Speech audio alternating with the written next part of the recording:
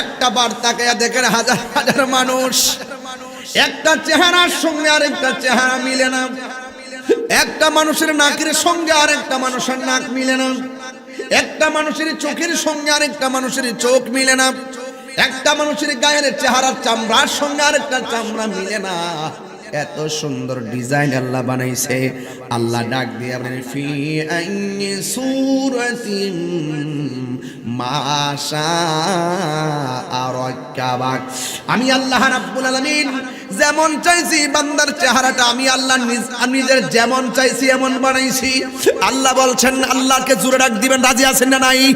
আল্লাহ ডাক দিয়ে বলেন লাকাদ খালাকনাল ইনসানা ফি আহসানি তাকবীর।